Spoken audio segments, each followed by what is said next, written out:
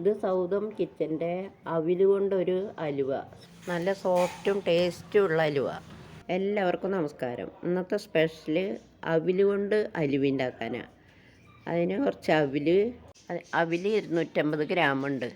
പിന്നെ വെല്ലം ആവശ്യത്തിന് എടുക്കുക, ഒരു നേന്ത്രപ്പഴം, കുറച്ച് പശു നെയ്യ്.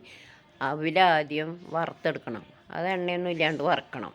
അപ്പോൾ അവിൽ ഏകദേശം ഇങ്ങനെ കയ്യിൽ തിരുമ്പുമ്പോൾ പൊടിയുന്നുണ്ട്. അപ്പോൾ ഇത് വെല്ലം ഒരുക്കാനും വെച്ചിട്ടുണ്ട്. ഇനിയിപ്പോൾ ഈ അവിൽ വറുത്തത് മാറ്റിയിട്ട് നമുക്ക് നാളികേരം വറുത്തെടുക്കണം. നാളികേരം ചെരുകിയതായാലും മതി. ഇതിപ്പോൾ കൊപ്ര ഉണ്ടായിരുന്നു, അപ്പോൾ അത് നെയ്യിൽ വറുത്തെടുക്കണം. നാളികേരം വറുത്ത് മൊരിഞ്ഞ് ഇനി അത് മാറ്റിയിട്ട് കുറച്ച് അണ്ടിപ്പരിപ്പ് വറുത്തെടുക്കുക. അപ്പോൾ അതും മൊരിഞ്ഞു. ഇനി ഒരു നേന്ത്രപ്പഴം അത് നെയ്യിലിങ്ങനെ വഴറ്റി നല്ല പോലെ വേവിച്ചെടുക്കണം.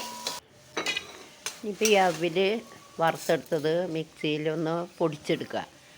അതേപോലെ തന്നെ നാളികേരക്കൊട്ട് അതും നല്ല പോലെ പൊടിക്കണം. അവിലധികം പൊടിയണ്ട. നാളികേരം കൊത്തായ കാരണേ അത് നല്ലോണം പൊടിച്ചെടുക്കണം.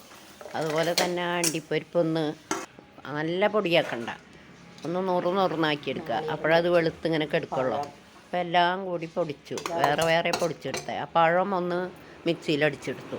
ഇനി ഇതെല്ലാം കൂടി ഒരു പാത്രത്തിലാക്കി ഉരുക്കിയ വെല്ലം കൂടി ഒഴിച്ച് നല്ലപോലെ ഇളക്കി ഒന്നും കൂടി വേവിച്ചെടുക്കുക.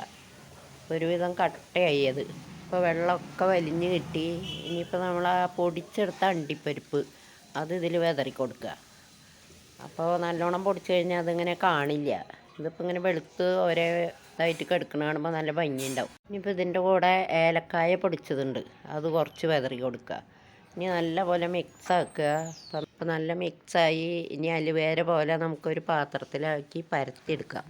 അപ്പോൾ അതേ ഞങ്ങൾ അവിലലുവ ഇവിടെ റെഡി ആയിട്ടുണ്ട്. ഇനി നമുക്കിത് ഒരേ ചെറിയ കഷ്ണങ്ങളാക്കി മുറിച്ചെടുക്കാം തിന്നാൻ പാകത്തിന്.